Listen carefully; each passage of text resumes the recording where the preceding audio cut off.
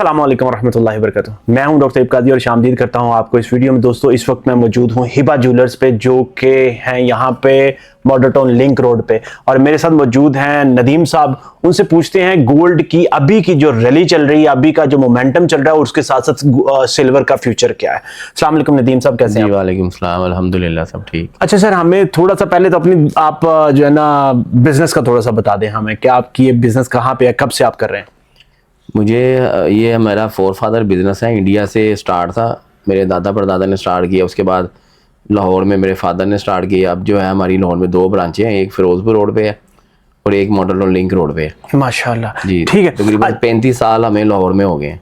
35 साल से गोल्ड का काम कर रहे हैं। अच्छा सर, थोड़ा सा बताएं कि आजकल ये गोल्ड की प्राइसेस जो है ना, इसमें आज पहले तो बताएं कि आज की गोल्ड की प्राइस क्या है और ये मोमेंटम क्यों चल रहा है? आज की जो गोल्ड की प्राइस 24 कैरेट है 4,75,000 के करीब है। ठीक है जी, पर तोला। पर तोला। और ये मोमेंटम जो चल रहा है, इसमें कौन कौन से ऐसे अवामिल होते हैं जिसकी वजह से सोना जो है ना बड़ा तेजी से? सोने के जो मामला होते हैं ना, ये यूएसए की इकोनॉमी, यूएसए की जो उनकी स्पीचेस होते हैं, मतलब जो बयानात होते हैं दूसरे कंट्रीज़ के ऊपर, अगर वो कोई सेक्शंस लगाते हैं फिर भी रेट बढ़ता है, अप डाउन होता है। अब देखें जैसे लास्ट ईयर सेम डेट्स में 2,20,000 पे तोला था 24 कैरेट।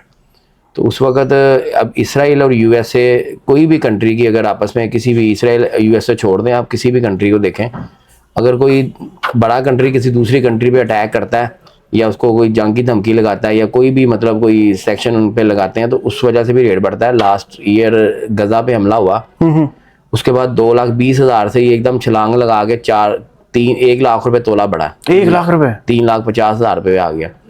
उसके बाद फिर जब यूएसए ने ईरान पे अटैक किया ना, इन्होंने, इसराइल ने, उस वक्त भी रेट बढ़ा। और जब यूएसए ने अपना वो उन्होंने ऑपरेशन किया ईरान के ऊपर आर्मी, उसके बाद फिर रेट बढ़ा। अच्छा। तो ये रेट जो है ना, ये इसी वजह से रेट बढ़ता है। अगर दुनिया में अमन होगा और सुकून होगा दुनिया में, तो सोने का रेट भी नीचे रहेगा। अगर नहीं रहेगा, तो अगर अमन नहीं रहेगा, तो गोल्ड का रेट ऑटोमेटिकली सबसे ऊपर जाएगा। अच्छा, तो और दूसरी एक वजह ये भी है कि आजकल जो जितनी ये ई गाड़ियाँ आ रही हैं ना, इलेक्ट्रॉनिक्स जो गाड़ियाँ आ रही हैं, उसके अंदर जो मोटर्स होती हैं उसके अंदर उसको गोल्ड प्लेटेड करते हैं। अच्छा। ऑटो के जो डिपार्टमेंट है उसके अंदर ये इस वक्त गोल्ड का बहुत ज़्यादा यूज़ हो रहा है। ये भी एक रीज़न होती है, जब ज़्यादा मतलब उसकी यूजेस ज़्यादा हो जाए तो रेट बढ़ जाता है। आजकल तो वैसे भी फ्यूचर है इलेक्ट्रिक गाड़ियों का, तो इसका मतलब है कि गोल्ड, वो तो कभी भी नहीं रुकेगा गोल्ड का रेट। तो ये रशिया और यूक्रेन का भी कोई इसमें कनेक्शन है? बिल्कुल है। जब रशिया और यूक्रेन की जंग हुई थी उस वक्त भी रेट बढ़ा है।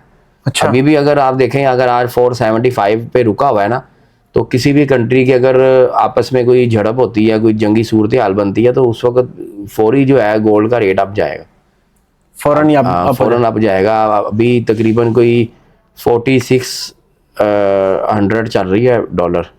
हाँ जी, तकरीबन आज की डेट में 4,620 डॉलर पर ऑन्स है तकरीबन पर ऑन्स। लेकिन ये जैसे कोई अभी जो रूस यूरोप को धमकियां दे रहा था, अगर ये भी कोई ऐसे मामला होते हैं तो सोने का रेट तो फिर ऊपर जाएगा बहुत ज्यादा।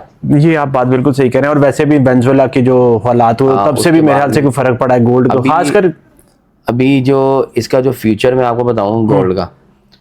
देखिए हमारा तो बिजनेस, हम तो कहते हैं सस्ता होगा तो कस्टमर आएंगे ना, सेल ज्यादा होगी। हाँ, सेल ज्यादा होगी। लेकिन जो इसका फ्यूचर नजर आ रहा है ना, वो अब दुनिया वैसे तीसरी आलमी जंग की तरफ जैसे उसकी हालात बन रहे हैं, तो ये सोने का रेट तो एक टाइम मैं सोचता हूँ कि हो सकता है कि 2 साल बाद ये 10 लाख रुपए तोला तक भी चला जाए। 2 साल के बाद 10 लाख? 10 लाख भी हो सकता है बिल्कुल, क्योंकि जितनी स्पीड से बढ़ता है, एक साल में आप देखें इसने डबल क्रॉस किया है, डबल से ज्यादा क्रॉस किया है।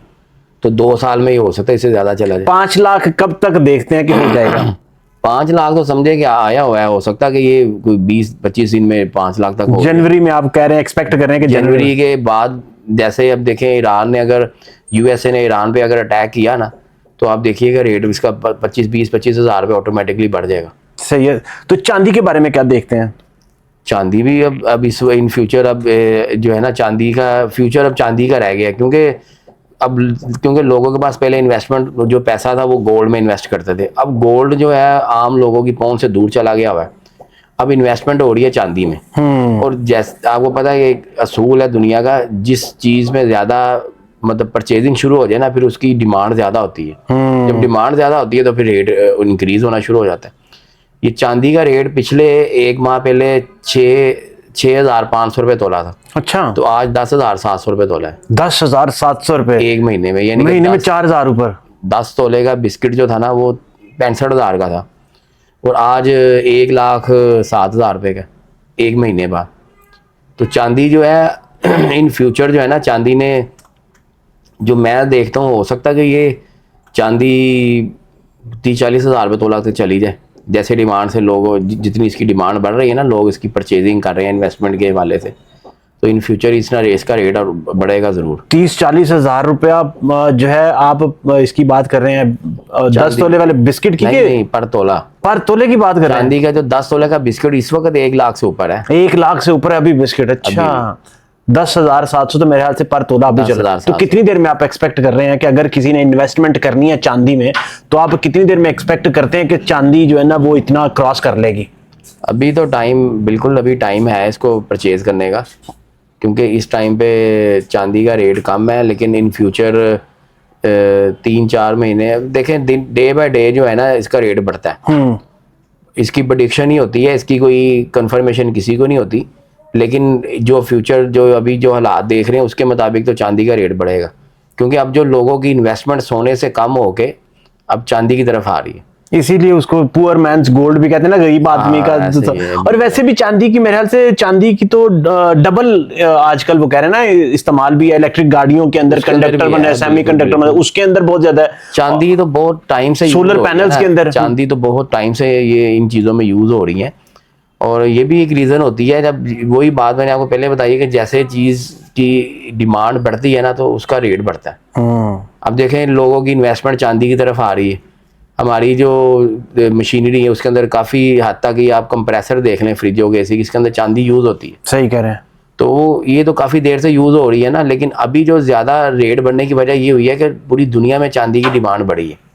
लोगों ने इन्वेस्टमेंट चांदी में शुरू कर दी है, क्योंकि उनको पता है कि अगर आज सस्ती कम पैसों में इन्वेस्टमेंट है, लेकिन इन फ्यूचर इसकी, अगर वो आज आप इसको चांदी ले लें, 1 किलो चांदी ले लें, तो 5 साल बाद अगर आप आज लेते हैं तकरीबन कोई 10 लाख की किलो चांदी लेते हैं ना, 10 लाख की, 10 लाख की, तो मेरा ख्याल है 5 साल बाद ये कुछ नहीं तो डबल तो हो ही जाएगी ना। इसे डबल तो कम से कम बता रहा हूँ आपको। पिछले साल तो 140% इंक्रीज हुआ है एक साल में, ऐसे ही है। और सोना तकरीबन 70% इंक्रीज हुआ है एक साल में सिर्फ। बिल्कुल ऐसे ही हुआ। तो ये मुझे बताएं कि इन्वेस्टमेंट के लिए ज्वेलरी अच्छी है कि जो बिस्किट फिजिकल गोल्ड है वो अच्छा होता है? नहीं, अगर इन्वेस्टमेंट करनी है फिर वो बिस्किट होना चाहिए, क्योंकि ज्वेलरी के ऊपर जब आप लेते हैं उसके ऊपर मेकिंग चार्जेस होते हैं, थोड़े से एक्सपेंस होते हैं, बनने के ऊपर एक्सपेंस आते हैं, तो वो कस्टमर को ही पे करने पड़ते हैं। तो अगर जस्ट पर्पस इन्वेस्टमेंट का है तो फिर आपको प्योर गोल्ड 24 कैरेट जो होता है वो लेके रखना चाहिए, वो रखना चाहिए। और एक और बात मुझे आप ये बताएं कि आप ज्वेलरी का खरीदते वक्त भी मेरे ख्याल से कुछ कटता है कि बेचते वक्त? नहीं, देखें कटता जो वापसी जब बेचने आते हैं ना, हमेशा उस वक्त सोने में कटिंग होती है जब सोने की क्वालिटी हल्की होती है। अच्छा, अगर आपने पाकिस्तान में मोस्टली तो ज्वेलर्स यही करते हैं ना कि 22 कैरेट का रेट लगाते हैं और 21 कैरेट बनाते हैं। अच्छा, गोल्ड 21 कैरेट का होता है, जब वापस करने आते हैं तो आपकी इसकी रिडक्शन होती है गोल्ड की। लेकिन जब आपने अगर 22 कैरेट का गोल्ड ही लिया हो और 22 कैरेट के पैसे पे किए हो, तो वापसी के ऊपर भी उसके अंदर तो किसी किस्म की डिडक्शन नहीं होती। थोड़े से रिफाइनरी चार्जेस ज़रूर होते हैं, सेलिंग बाइंग का डिफरेंस होता है, और रिफाइनरी चार्जेस होते हैं जो माइनस होते हैं, वो तकरीबन अगर वो 800,000 रुपये ग्राम होता है। अच्छा। यानी कि तोले का 12 से 15,000 रुपये सिर्फ ये उसके एक्सपेंस होते हैं उसको रिफाइन करने के, अदरवाइज सोने में कटौती नहीं होती। अच्छा, बेचते वक्त कटौती नहीं होती? कटौती बिल्कुल नहीं। पहले वक्तों में जो सोना बनता था उसमें होता था चांदी का टांका, उसकी कटौती होती थी, क्योंकि वो चांदी का टांका तो उन्होंने भी माइनस कटिंग करके लिया होता है, तो जब वो बेचने आते हैं उस वक्त वो चांदी का टांका उसमें से माइनस कर देते थे, चांदी का वेट होता था। अच्छा, एक लास्ट क्वेश्चन मुझे बताएं कि अगर गोल्ड में इन्वेस्टमेंट करनी हो तो बेहतरीन ऑप्शंस उसके लिए कौन कौन सी हैं? हम इन्वेस्टमेंट की बात कर रहे हैं। इन्वेस्टमेंट करना चाहते हैं तो वो फिर जस्ट जो 24 कैरेट में इन्वेस्टमेंट करें। 24 कैरेट में पठूर भी तो होता है ना? वो पठूर वही होती है ना, बिस्किट जो होता है वो होता है इम्पोर्टेड, बाहर से आता है। पाकिस्तान के अंदर इनके पास मशीनरी नहीं है ऐसी कि जो उसको मतलब मशीन वो बना ब्रांडेड कर सके उस तरह से। हाँ, यहाँ पे जो लोकल कंपनीज है ना वो बनाते हैं, उसको पठूर कहते हैं। पठूर के अंदर थोड़ी सी मिला मतलब वो 90.98% होता है, मतलब 0.2% उसके अंदर इम्प्योरिटी रह जाती है। मतलब आप 98% कह सकते हैं, वैसे तो 99.99% होता है ना। 99% आप कह लें इसको, अच्छा। पठूर को। और जो बिस्किट होता है वो तो 100% ही होता है ना, लेकिन 1% मतलब 0.01 उन्होंने कम लिखा होता है कि ताकि अगर थोड़ा सा फर्क भी रहे तो वो पूरा हो उसमें, मतलब एक्यूरेट उसकी जो बता रहे हैं वो एक्यूरेट होना चाहिए, लेकिन होता है वो 100% प्योर है। 100% वो भी होता है, मगर वो लोकल मार्केट का होता है, इसलिए वो जो लोकल मार्केट में मिलेगा वो आपको 99% मिलेगा। 99% मिलेगा। जो आप इम्पोर्टेड बिस्किट लेते हैं वो 100% होता है, लेकिन उसके ऊपर लिखा 999 होता है। अच्छा अच्छा अच्छा, लेकिन होता है वो 100%। 100%। क्योंकि इंटरनेशनल कंपनीज की उनका एक म्यार का तकाजा है ना कि वो मतलब अपनी क्वालिटी से थोड़ा सा नीचे अपना ऊपर उसके ऊपर स्टैंप लगाते हैं। मतलब जो क्वालिटी दे रहे हैं उससे थोड़ी सी नीचे लिखते हैं, ताकि अगर वो कल को चेक भी हो तो आएगा तो पूरा 100%। लेकिन उन्होंने अपनी सेफ साइड के लिए ना 999 लिखा होता है। 99 लिखा होता है। मतलब ये कि अगर आप लोकल मार्केट में पाकिस्तान में इन्वेस्टमेंट करना चाहते हैं तो आप फिर 90 जो है 24 कैरेट गोल्ड में भी ठीक है और पठूर भी ठीक है। पठूर देखें, अब आप कस्टमर को नहीं पता कि वो पठूर उसको कैसी मिल रही है, ज्वेलर्स को तो पता होता है। हमें तो पता है कि पठूर ये इसके अंदर ये 98% है, ये 99%, लेकिन कस्टमर को वो 90% भी दे सकते हैं।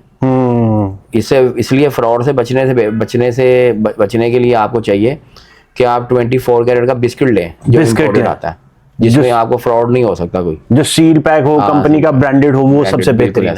तो या किसी काबिल एतबार जो ज्वेलर्स आपके जानने वाले काबिल एतबार हैं उनसे आप पठूर परचेज करें अगर करनी है। अगर पठूर करना तो उनसे अपने मतलब ट्रस्ट वर्दी। हाँ, पठूर और जो बिस्किट होता है ना इसके अंदर कोई 4 से 5 हज़ार रुपए का डिफरेंस होता है तोले का।